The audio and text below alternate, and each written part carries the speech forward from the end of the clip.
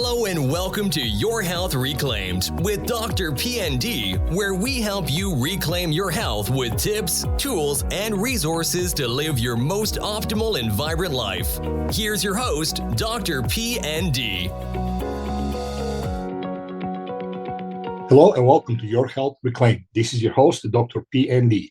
And on today's podcast, we'll be talking about micronutrient deficiencies, especially when it pertains to type 2 diabetics and how these micronutrient deficiencies impact health. So type 2 diabetes, it's a ever-growing problem and occurrence in our society. Everybody knows that. This is a condition that is marked by chronically high blood sugar levels and is the leading driver of metabolic disease in the United States. Other countries, I'm assuming as well, but here at least, in the United States for sure. So while conventional, medical advice does recommend taking medications to control blood sugar, unfortunately, this is only a temporary measure at best and just delays the inevitable at point.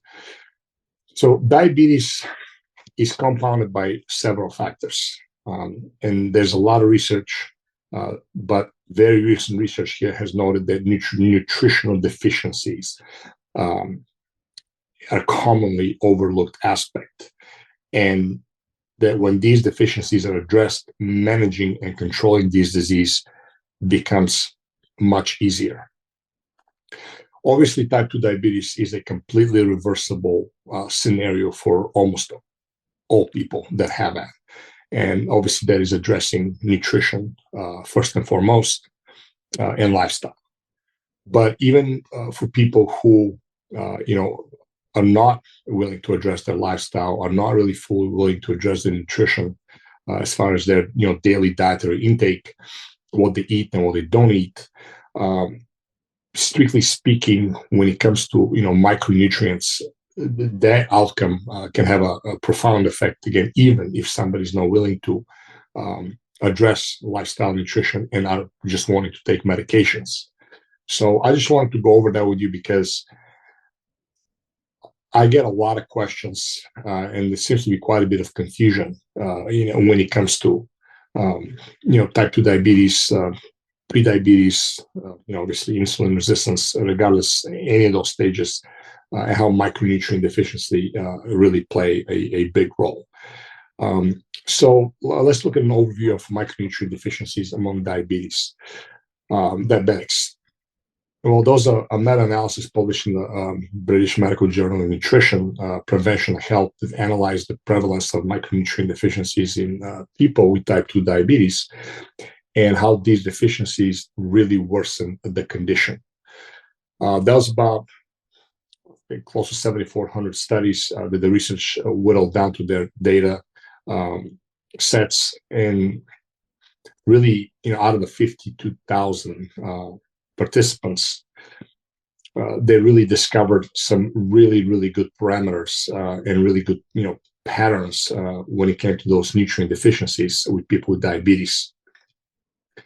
And they're able to identify how diabetics from different continents actually different in their deficiencies compared to other populations as well.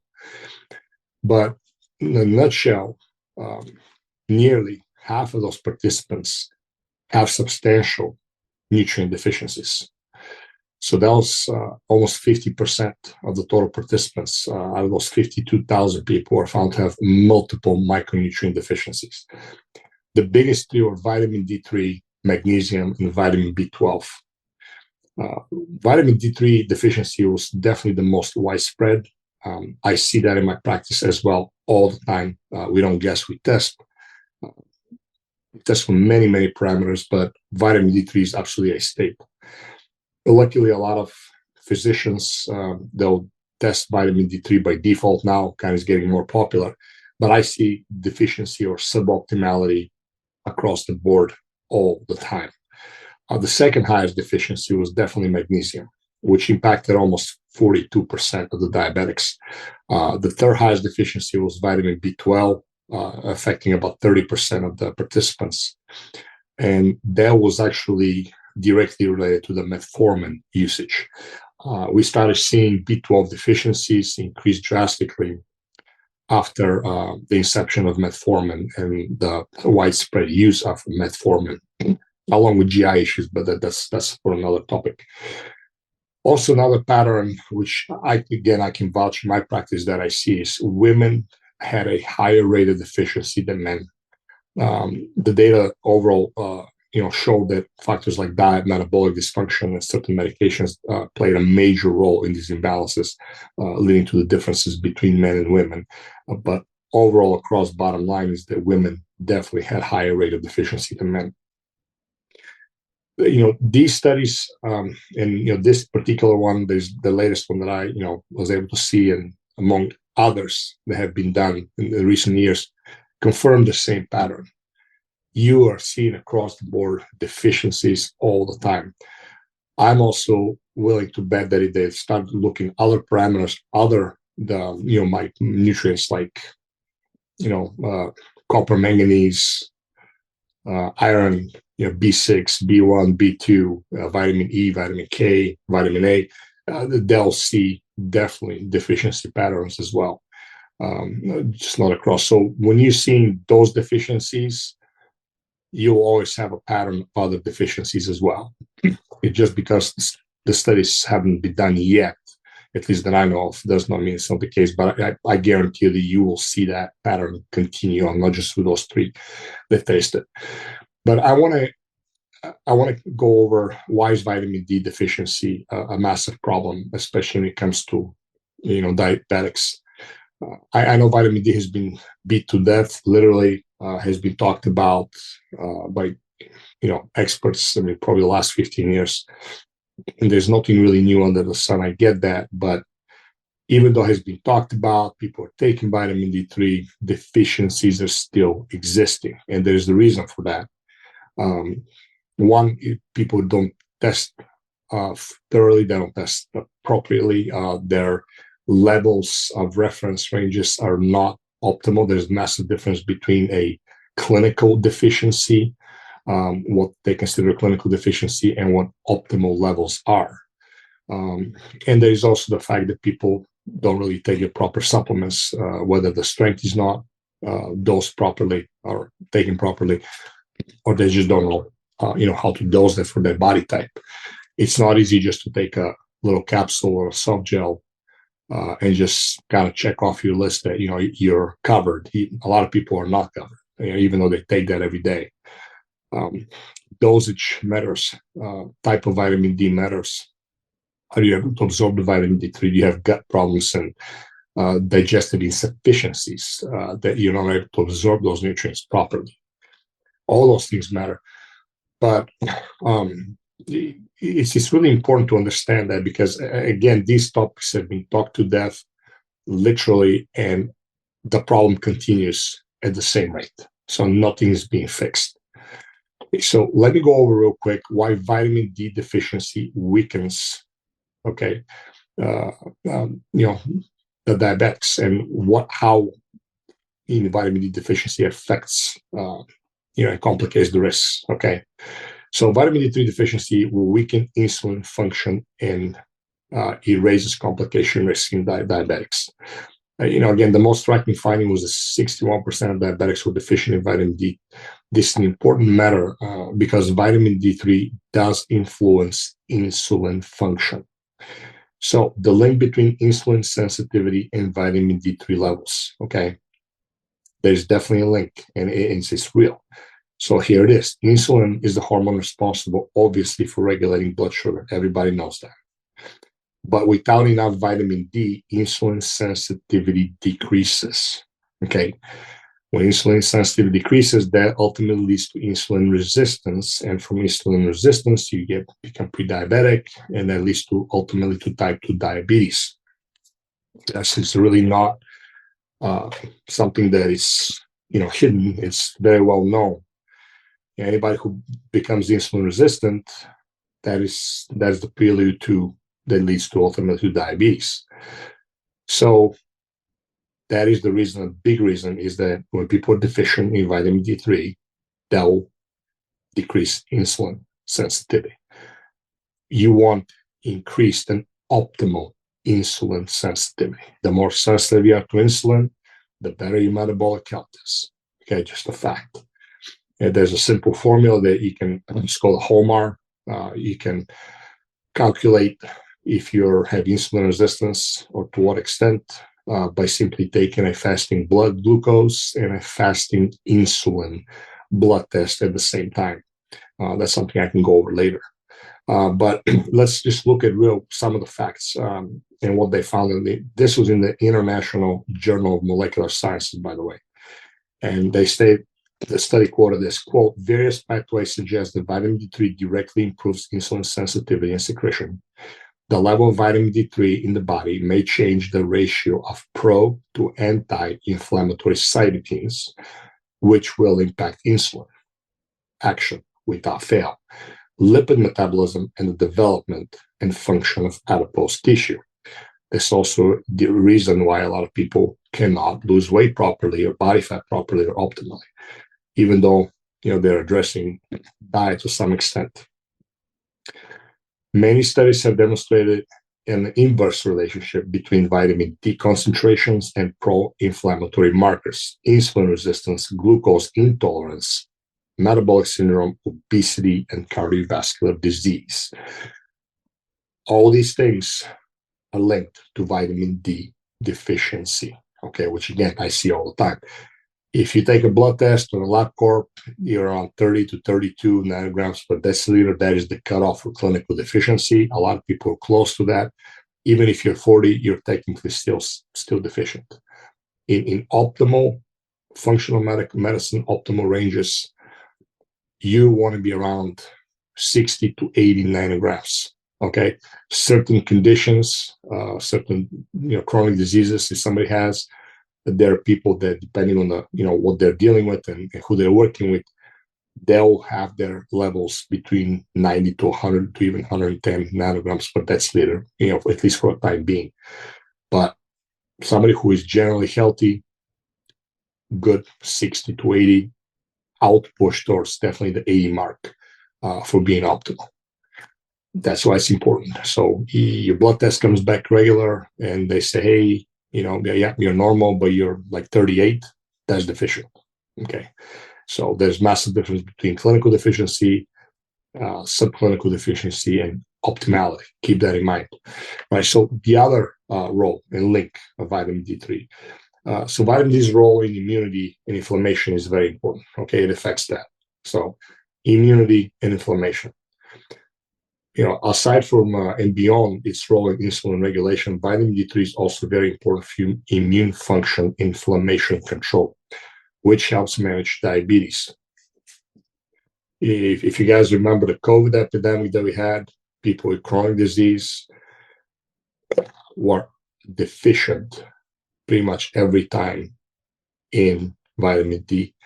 And you saw a massive correlation between those people with chronic disease and how they either died or were able to handle COVID poorly because of that. Because vitamin D3, it does affect immunity and it does, in fact, healthy inflammation control.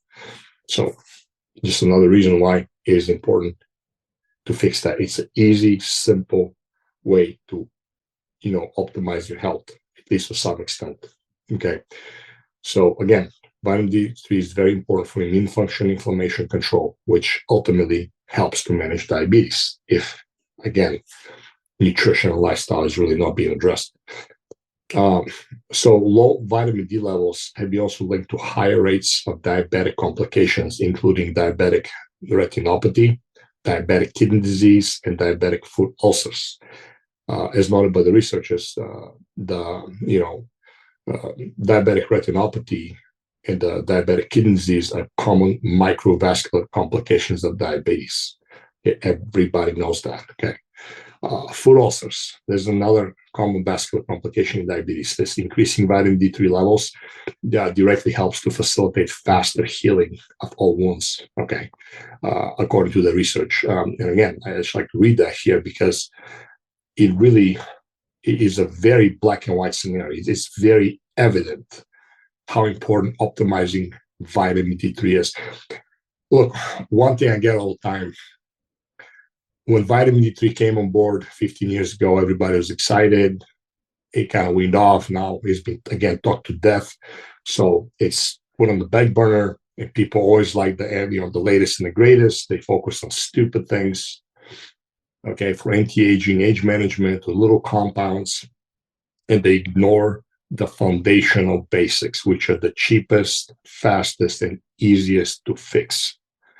And I always tell people, take your eyes off of whatever the latest and the greatest research is showing, okay, and whatever other, right now shenanigans that are out there, really. Okay, there's always a novel compound or a supplement or something that's gonna, is gonna be the fountain of youth ultimately. There is not, unless you address the fundamental, foundational basics. Nothing will change. I can guarantee you that. Okay, how much money you spend, how much money you have to spend, what other, anti-aging specialists you're going through. If you don't address the basics, nothing is going to change. Get that through your head. The sooner you'll be able to do that, the better off you're going to be. I promise you that. Again, it's simple, it's fast, it's relatively speaking very cheap to address. Okay, so I want to read again regarding the microvascular complications in diabetes. Some of the research said, quote, vitamin D3 is essential in maintaining the normal immune function system. Vitamin D3 suppresses T cell proliferation and inhibits secretion of T helper type 1 cytokines. These are the interferon Y and interleukin 2, while augmenting the production of T helper type 2 cytokine cells, thereby accelerating wound healing. Besides, vitamin D3 may improve wound healing by suppressing endoplasmic reticulum stress, oxidative stress, and the NF-κB-mediated inflammatory gene expression. More importantly, vitamin D3 signaling may be involved in the proliferation, migration, and differentiation of epidermal stem cells and progeny during cutaneous wound healing and repair. Yeah, nothing new here. That's something that in my industry I've seen for a very long time.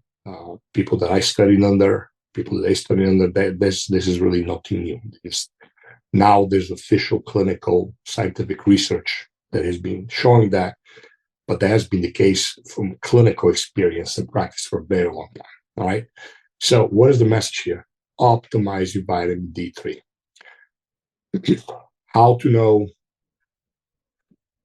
what dose you need? Well, you have to test. You can get a blood test. Yeah.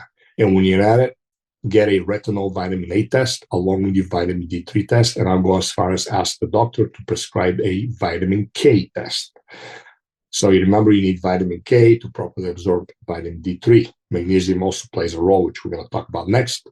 But asking your doctor to do a vitamin D3, okay, vitamin K, and vitamin A test will go a long way because all these play a massive role in immune function. So after you know your levels, at that point, you need to get with somebody who knows what they're talking about. They can guide you on what dosing to take. Usually, you want to give it about 3 to 4 months before you retest to see where your levels are. And from there, once you have a good, stable level, testing twice a year is essential to be able to keep those numbers optimal. The type of supplement matters. The quality of the raw material and how those supplements are made matters. Don't buy cheap garbage. Buy good, high quality, great clinical nutraceutical supplements that if it says a certain amount, a dose, is going to contain that dose. It's going to be pure, properly processed from the highest of raw materials that are available. Okay. Vitamin D3 is cheap to begin with. Okay. Spending a little extra to get a highest quality available product is not going to hurt anybody's pocket at all. So just keep that in mind. But the message is this: optimize your vitamin D3, especially if you're pre-diabetic, have insulin resistance, cardiovascular disease, let alone a type 2 diabetic. Without fail, optimize your vitamin D3. Simple, effective, and relatively cheap. Okay, moving forward, we're going to now talk about magnesium deficiency. Okay, how magnesium deficiency makes insulin resistance worse. Remember, insulin resistance is bad. insulin sensitivity is good. That's what you want. You want to improve insulin sensitivity. All right, so magnesium. That's one of your body's most important and abundant macrominerals. Macrominerals means that it's an abundant large amount, so like a micromineral, something like selenium or iodine. Magnesium functions as a cofactor in more than at least 300 enzymatic processes that we know of so far, such as protein synthesis, muscle and nerve function, blood pressure regulation, blood glucose control, and so forth. So as you can see, the last example is very important for diabetics, right? So let's talk about the link between magnesium deficiency and insulin resistance, all right? The latest study is from the Frontiers in Nutrition, and quote, magnesium deficiency, it does increase insulin resistance, and insulin resistance can also contribute to magnesium deficiency, okay?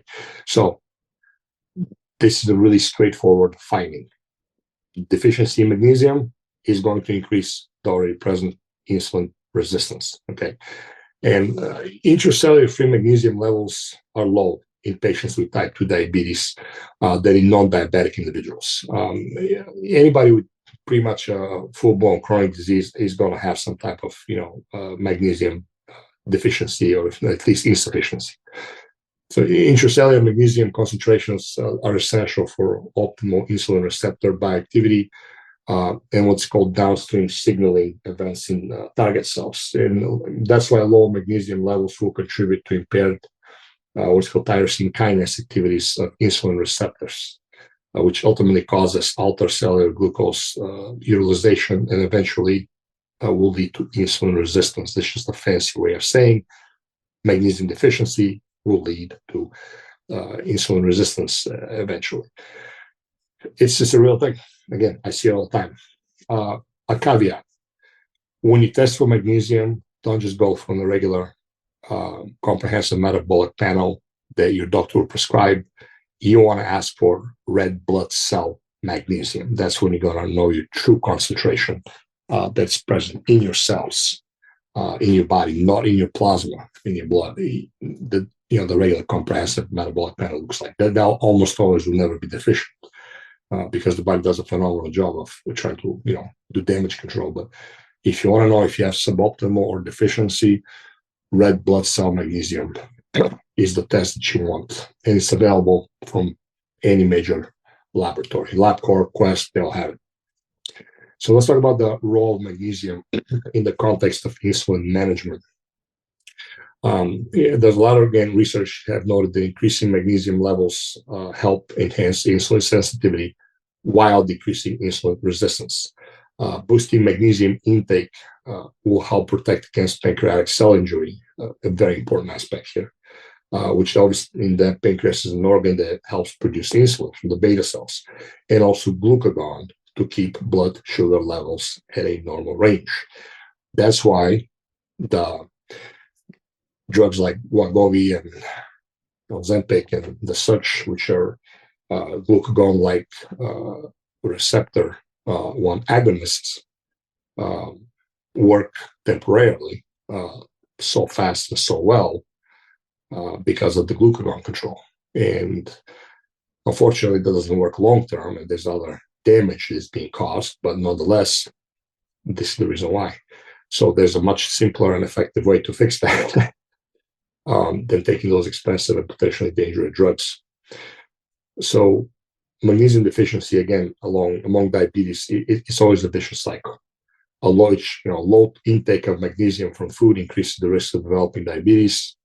And when diabetes does develop, more magnesium is lost via urination. And then, similar to the other studies that have shown this particular trend continues. It literally becomes a vicious cycle. And by default, magnesium deficiency is also associated with poor glycemic control and greater insulin resistance in patients with type 2 diabetes all the time. This literally see this all the time. So that's a vicious cycle. Low intake of magnesium mostly from processed foods.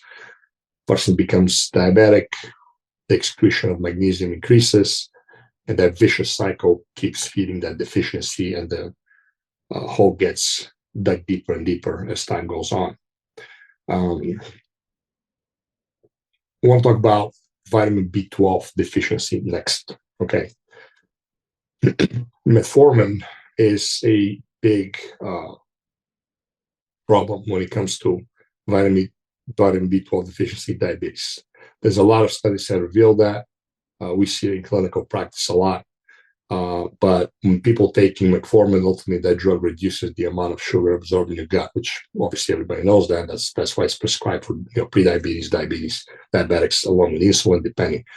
But nonetheless, this is exactly what it does. It basically, this drug reduces the amount of sugar that is absorbed in your gut. But that's a forced action, and like any other drugs, can cause and does cause imbalances and deficiencies. That's why a lot of people have gut issues when they take metformin. So vitamin B12 deficiency, affects the nervous system. Okay, we know that. Among those, people that take metformin, there's a very large percentage that have B12 deficiency. The percentage is around 30s plus, which is big. And mind you, this is clinical deficiency. These studies look at clinical deficiency, not suboptimal. So these are true clinical deficiencies. So this is very concerning when you have vitamin B12, because that vitamin is essential, among many other things, but also for nerve health. And what do diabetics suffer with? Neuropathy a lot. So without enough vitamin B12, nerves become damaged quickly, leading to symptoms like numbness, tingling, feeling in the hands and feet, fatigue, and so forth. Unfortunately, this widespread deficiency is literally accepted as normal for some reason. And metformin is one of the most ubiquitous medications related to diabetes management. There was a recent study here, according to the Harvard Health Publishing. Ever since its approval by the U.S. Food and Drug Administration in 1995, it has since become the most widely prescribed medication for people with diabetes who cannot control their blood sugar through diet and exercise alone. And that is a problem because it has become a scapegoat to fix the underlying problem. So let's go ahead and have our cake and eat it too. It doesn't work like that. It never will work like that. Another example here recently is the massive obsession and use of GLP-1 agonist receptors, agonists like the Wegovy and the Ozempic drugs. People don't want to fix their diet. They don't want to fix their lifestyle. They just want to take a pill, a shot, whatever it takes, so they can have that proverbial cake and eat it too. And it will never ultimately work for good in the long run. It will always backfire. I've seen that. But the metformin, again, that's less effective than Wegovy and Ozempics, but is definitely, again, effective. But people still use that as a way to escape to not having to address the root cause of the problem, and that is their diet and lifestyle. But despite the popularity of metformin, research has shown over and over again that has been strongly linked to vitamin B12 deficiency. The risk rates rise is also dosage and time of use increases. In fact, such is the prevalence of vitamin B12 deficiency among metformin users that I think if I'm not mistaken, it was the UK government has acknowledged it to be a common side effect. So if it gets to a government level that is acknowledged as a common side effect, something being, in this case, deficiency, it's a big problem.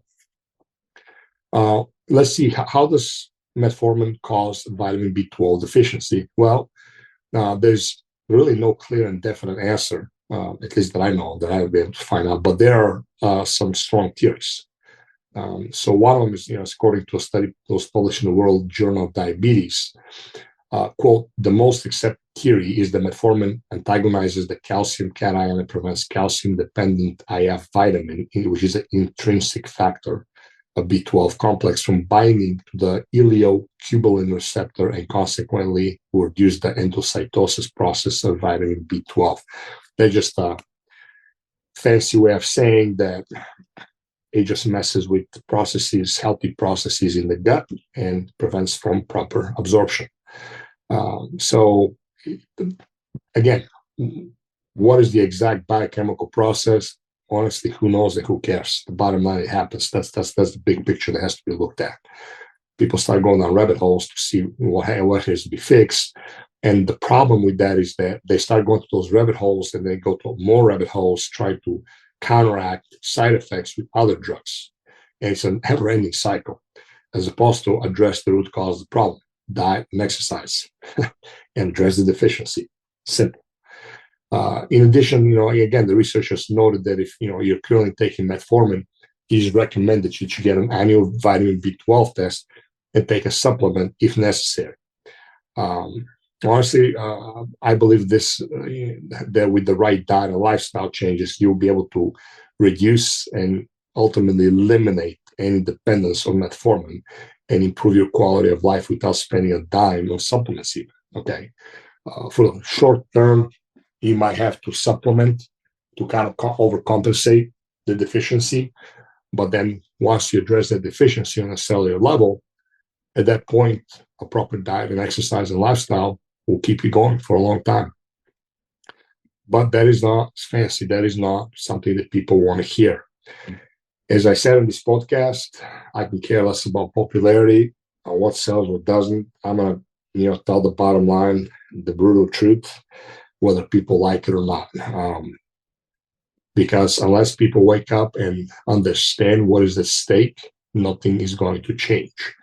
And are going to keep spinning the wheels. They're going to keep spending time and money and energy on stupid things, worthless things that will never deliver. So again, the goal of these podcasts is to be able to give you the bottom line scenario of what needs to be done, what works and what doesn't. Okay. So if you're taking metformin, you most likely have B12 deficiency.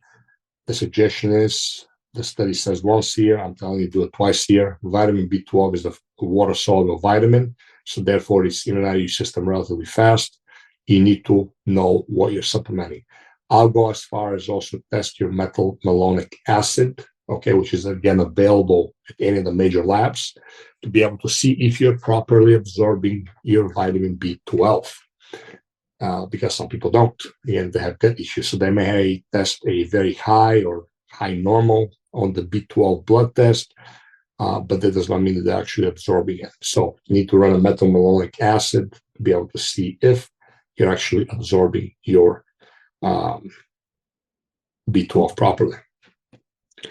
So let's talk about real quick about geography and how that influences risk.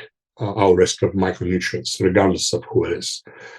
There's a lot of, again, researchers have looked at, and have definitely found significant differences in deficiency rates depending on geographical location. The highest rates were reported in the Americas. Okay, it's estimated that 54% of diabetes patients in the regions had at least one micronutrient deficiency. Other regions, including Southeast Asia, Europe, Eastern Mediterranean, also showed increased rates of deficiency, but not to the degree of the Americas, the South and North America. Beware how your social cultural traditions influence your risk of diabetes. Research has shown that cultural practices will contribute to geographic variations in micronutrient deficiency. So be sure to consider the cultural makeup of your diet, then make the appropriate adjustments, whether possible, while still adhering to your beliefs. That just unfortunately it is very true. You see large diabetic flux in Indians, Eastern Indians, not American Indians, Southeast Asians. They have a lot. You see, obviously, population in the deep South here in the United States of America. The socioeconomic class also is definitely dependent. There are studies showing as well people living in poverty as opposed to living, in more wealthier area due to one, availability of high quality food. But ultimately, the biggest reason is because the lower the socioeconomic culture, the less things they can afford to do, and processed food is extremely cheap, and it is a very easy and fast form of entertainment. So is alcohol, obviously. That's why if you look at the healthiest states, which are going to be Louisiana, Mississippi, Alabama, and West Virginia, you will see a massive correlation between socioeconomic status, chronic disease in general, but in this case, diabetes. So all those things, unfortunately, make a difference. But anybody living in the United States, regardless where you live, you have access to real food. Yes, it might not be organic, it might not be the best of quality, but whether it's fresh, frozen, canned, there is no excuse. The reason that people is not because they can't really afford whole food, is because if you look at the psychology of somebody who is at a low socioeconomic status, it is different than somebody who is, generally speaking, obviously, who is at a higher income level, higher socioeconomic status. The functioning, what they do, how they do things.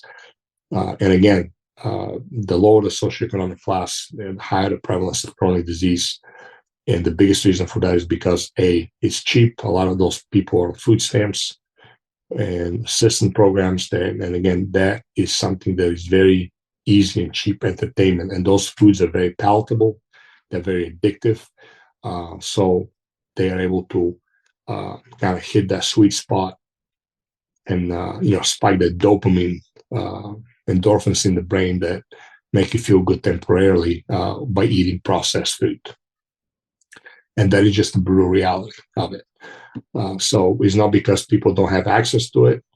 There might be some, obviously, anomalies and exception to the rules, but 99% of the time people can get either fresh, frozen, or canned, even whole food, which is not that much more expensive.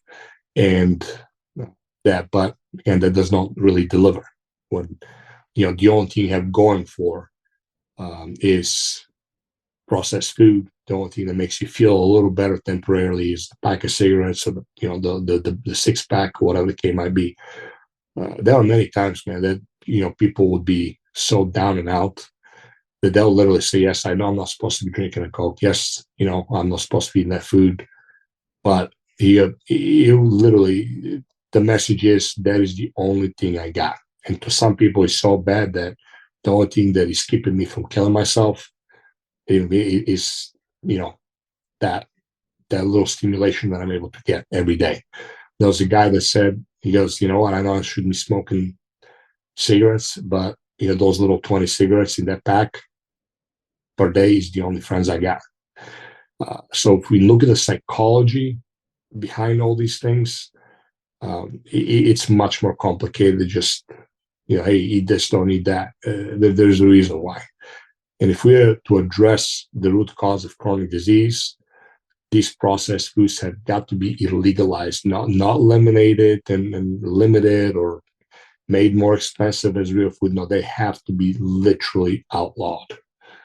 And obviously, there's much deeper, aspects that need to be fixed on many levels. But when it comes to chronic disease and processed food, which processed food is the number one driver of chronic disease in this country, these foods have got to become illegal. And appropriate support has to be put in place. Again, it's not a simple solution, unfortunately, because psychology plays a role. And for a lot of those folks, like I said, that is the only thing they got going for them. And it's sad. It's very sad. But anyway, I digress. Let's go ahead and move on here. Let me give you the 5 practical strategies to fixing micronutrient deficiency. When key nutrients are missing, ultimately your body will struggle with proper physiological function. In this case, since we talk about diabetes and blood sugar issues, your body will struggle to regulate insulin, will struggle to control inflammation and maintain nerve and muscle function. While these look like minor issues at first, they actively make diabetes worse as time goes on. Okay. Yet, despite their importance, these deficiencies are rarely tested for or addressed in standard diabetic treatment. Instead, the standard health care model literally remains fixated on prescribing medications while ignoring the underlying nutritional and lifestyle problems that fuel these disease progression. And there's a lot of money in that. Okay, there's no money in reversing a disease. There's money in managing diseases. Okay, so given the strong evidence linking these deficiencies to worsening diabetes outcomes, it's absolutely time for a shift in how diabetes is managed. One that embraces a natural approach to manage the underlying causes, as I said before, address the root cause, lifestyle, nutrition. That means improving your diet, avoiding unnecessary medications that strip nutrients, and giving your body what it needs to function properly. Okay, so the recommendations of this, talk to your doctor, obviously, but slowly stop taking metformin. Obviously, again, talk to your doctor, make your concern known. But as mentioned earlier, metformin is already acknowledged to be deplete vitamin B12, which will lead to nerve damage, fatigue, and cognitive problems. If you've been taking the metformin for a long time, especially, there's a chance you're setting yourself up for serious complications that go, again, beyond blood sugar control.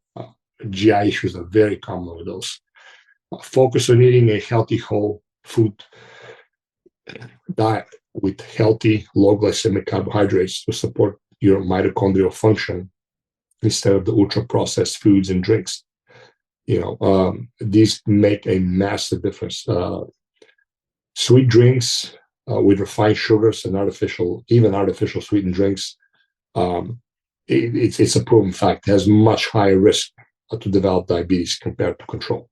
So sodas, even sugar-free sodas, which are diet quote-unquote sodas, those actually are proven to even drive insulin resistance faster than regular sugar would.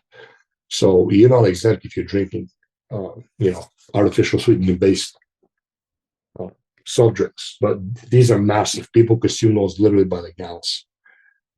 Okay, so if you can, stop the processed food, stop consuming processed, ultra processed food, soft drinks, and all that stuff. It's really that simple. Increase your vitamin B levels. The best way to do that is consume a high quality animal foods like organic pastured eggs, grass-fed dairy, organic grass-fed dairy, and ruminant meats. Bison, obviously beef, animals that are organic, grass-fed, pasture-raised, healthy animals. You're not going to get any sources. That's why vegans and vegetarians struggle with that a lot, because there's no natural B12 source that is good enough from non-animal sources. I've said this numerous times before: eliminate alcohol. Okay, it will interfere with B12 absorption as well as many other important nutrients, by the way. Okay, so eliminate alcohol.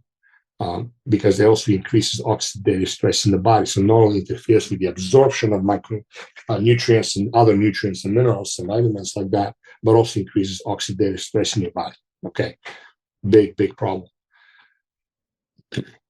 Supplement with vitamin B. Get the blood test, see what you need. Test for methylmalonic acid as well. Make sure that you're absorbing. If you test your vitamin B12 and it's deficient, you don't have to test for methylmalonic acid first. Get your levels up. Use high quality, well absorbed, supplements with your diet along with that to be able to address the deficiency faster. Okay, use natural methylated forms of vitamin B12. There's really good companies out there. I use few. One of them is in our store. You can go to DrPND.com, go to our store, and you'll be able to see the designs for health. They have called it tricobalamine, a lozenge that's phenomenal. It has 3 bioabsorbable forms of vitamin B12 that I use very well with great success with clients that I work with. But start the vitamin B12, retest after 3 months, see where it's at. And when you get it up to the high levels of optimal ranges, then you can do a follow-up test with vitamin B12 and methylmalonic acid and make sure that you're absorbing the vitamin B12. Okay, and I guess it's something that can be done simple. But eating high quality pasture raised, properly raised, healthy animal sources like eggs, and, grass-fed meats from ruminant animals and dairy. If you are able to tolerate dairy, if you can digest, sensitive to dairy, these are the best and fastest ways to optimize your vitamin B12 along with supplementation. So just start somewhere because it's not worth it. Again, B12 is very cheap too. It's not an expensive supplement. Number 3, get more vitamin D3. Okay, test, see what your levels are, get a high quality supplement, and eat again animal-based products, just like vitamin B12. You're gonna get a lot of that too. Liver obviously is very efficient in that. In 3, but supplement is going to be hands down the fastest and the most efficient, cheapest way for you to optimize that vitamin quickly. You need to retest every 3 to 4 months at first because it takes time. It's a lipid soluble vitamin, unlike B12, which is a water soluble vitamin. So you definitely want to be able to retest within 3 to 4 months to see where your levels are and then adjust dosing accordingly. Again, I use a product called ADK Avail and also D Avail, which has the vitamin D3 with the K1 and K2.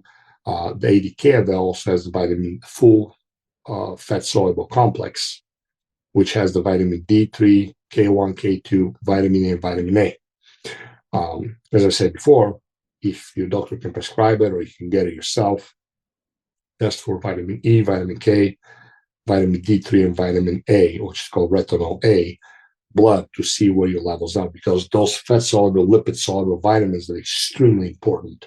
And these are the ones that a lot of people are unfortunately deficient in, not just the vitamin D3. If you're deficient in vitamin D3, there's a very good chance you'll be deficient in the other ones, the other lipid or fat-soluble vitamins. So don't guess, test, see where it's at. If you guys need help, reach out to us. We'll gladly help you with that. Anybody who purchases from us,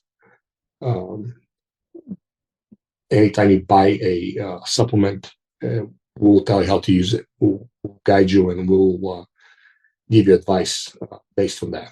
Again, spend more money to buy high quality nutraceutical supplements, regardless of where. It makes a difference. So vitamin 3 obviously is very important. Yes, one of the best way, the most optimal ways to be able to get it from natural sunlight. However, the problem is that most people, especially suffering with chronic disease, they're going to have a very high omega-6 to 3 ratio. And those omega-6s are not natural, healthy omega-6s. They are from processed food and ultra-processed food coming from industrial seed vegetable oils. These are very unhealthy, very unnatural lipids, and they disrupt mitochondrial function on many levels. And that's why somebody who has very high omega-6s in the diet from processed food is not the best idea to go and sit down in the sun to get vitamin D3. I would eliminate processed food, ultra-processed food, test for your omega-3 to 6 ratio. There's a test called the Omega Check. It's not expensive. And start eating wholesome, grass-fed, pasture-raised, wild-caught seafood and meats, animal products to be able to, get those omega-3s up and eliminate the dangerous inflammatory vitamin omega-6s. It usually takes about 6 months or more to be able to reverse those ratios properly. So stop processed food and ultra-processed food, any kind of industrial seed oils. And be careful with salad dressings because salad dressings are loaded. Even the healthy, quote-unquote, ones are loaded with that industrial seed vegetable oils. And then start taking a good supplement. I'm going to make another podcast why omega-3 fish oil supplements, the right ones, the high-quality ones, are so important. But start taking omega-3 supplement. Start eating, wild-caught seafood, pasture-raised, high-quality meat, and wait about 6 months. When you do that, again, you can test your omega-3 ratios, omega-6 ratios, and then you can start going out in the sun and based on your skin type, get healthy amount of sunshine daily if you can. Of course, people that live in northern climates, that can be, tough. This is why supplementation, in practical terms, is the best and cheapest resource. Because very few people can, in all reality, even if they're healthy, even if they have omega-6 to 3 ratio that is healthy, have a hard time. We live in Georgia, which is obviously a southern state. I mean, I'm lucky to get sun 6 times out of the year, 6 months out of the year, really 7 months at the most. And that's debatable. There's a lot of times there's, overcast, cloudy, obviously rainy. When we used to live in Florida, that was a very practical, very easy thing to do. But even Georgia is a southern state, it's not. So anybody even north of that makes it very impractical, aside from the summer months, perhaps. But if you do have the availability, ultimately, especially when you optimize your vitamin D3, natural sunshine done right with the proper dosing based on your body type and skin has many, many benefits aside from vitamin D3. But technically, that is the best way to get your vitamin D3. From a practical, pragmatic standpoint, supplementation is the way to go. All right. Number 4, boost your magnesium intake. Okay, we talked about magnesium, how important it is.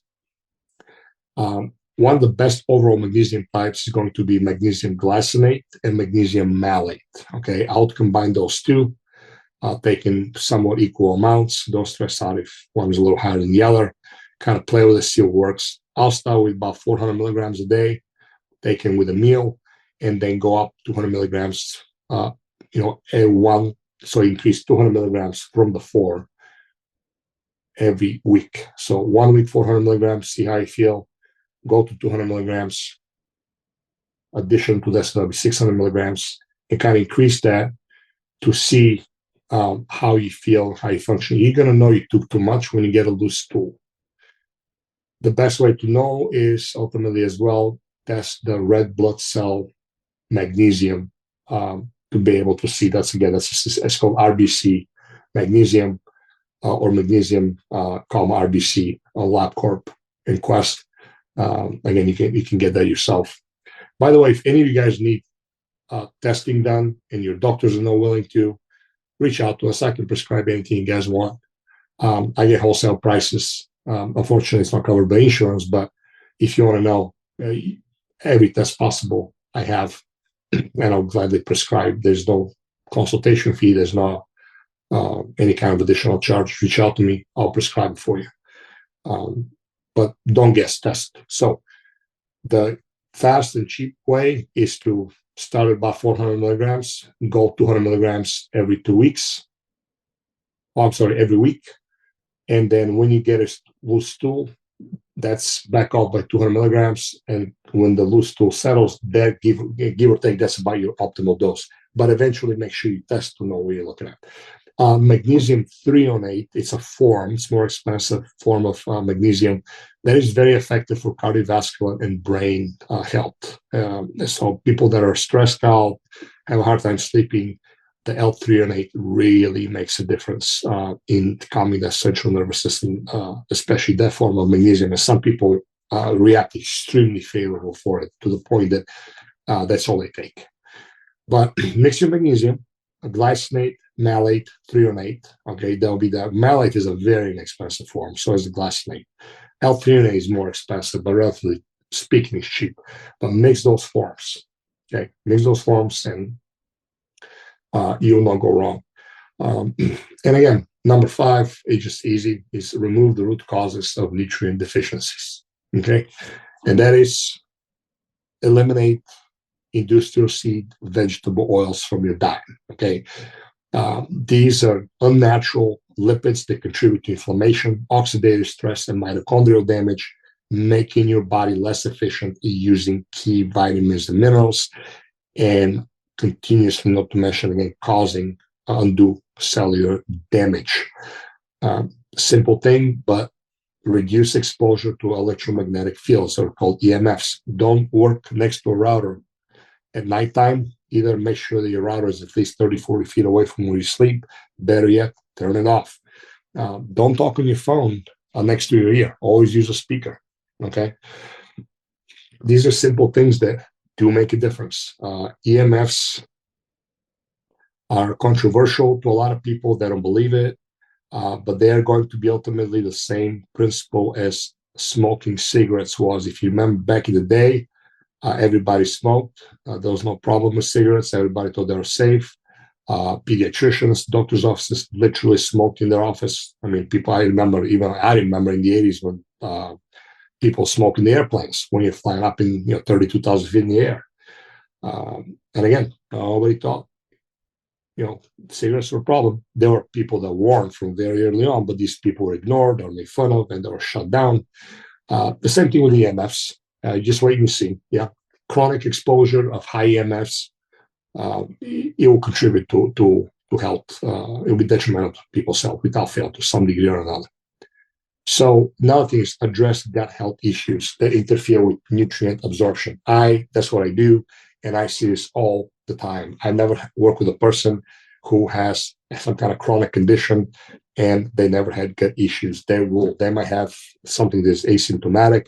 Nonetheless, they still have a dysfunction. It can be as simple as having unfavorable bile acids, inability to produce proper digestive enzymes, low hydrochloric acid, and which a lot of times they can produce little to no direct symptoms. At least the person pays attention and notices. Dysbiosis, on and on it goes. But I see it even low grade. I see people with what's called reduced digestive capacity all the time. What does that mean? They're not able to ultimately absorb their nutrients that is so essential for their health. So gut matters. That's why I see gut health all over the place. As we said a long time ago, the first person credited for acknowledging that is apparently over 2,000 years ago is the renowned physician Hippocrates, where he said all disease begins in the gut. So this is why it's so important. The other thing is limit your exposure to dangerous environmental chemicals like microplastics, what's called xenoestrogens, which are found in microplastics, other various endocrine disrupting chemicals such as bisphenol A, phthalates, parabens, on and on it goes, which can affect and will affect cellular function and indirectly contribute to and increase the risk for diabetes.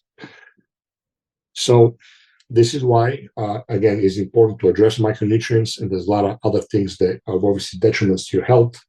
You can live in a bubble, and you shouldn't, but you can do a lot to really improve your health. Little hacks, little habits that start little here, little there.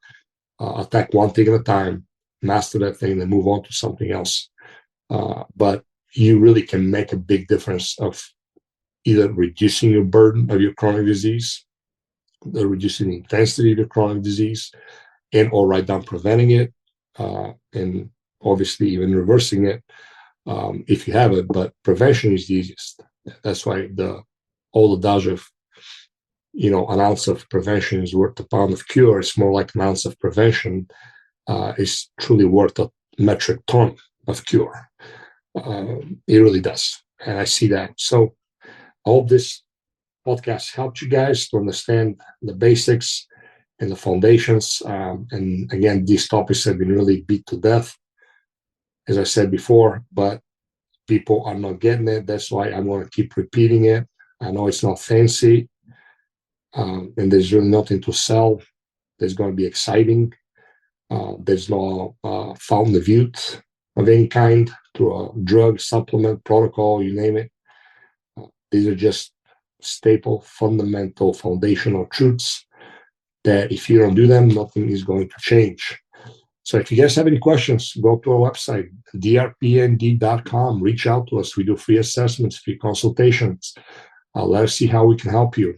Go to our store if you guys are looking for high quality nutraceutical supplements, clinical grade supplements. Go to our store. Anybody that purchases from us, you have us to access with any questions. Okay, you're not going to go and buy on Amazon or somewhere else and then go call those people and ask them how you should take them or how you should use them best. If you buy from us, you will get this benefit of being able to reach out to us and ask us questions regarding what you have purchased and how to best take it. If you have deeper issues, or if at least you just want to know, hey, am I healthy enough?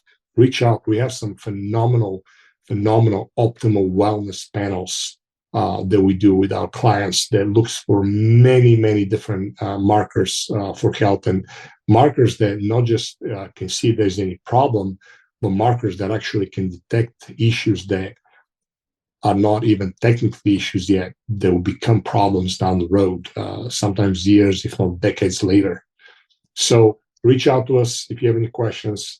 Again, the goal here is, the best of our abilities and genetic potential to acquire optimal health is definitely worth it. And I'll keep fighting for that. Yeah, reach out to us if you guys have any questions. And thank you for listening. Until next time, hope you guys have a wonderful day. Thank you for your valuable time and for listening to the Your Health Reclaimed podcast with Dr. PND. Be sure to hit the subscribe button and share this episode with a person you know it can help. If we can help you in any way, or you would like to connect with Dr. PND, please visit drpnd.com. That's drpnd.com.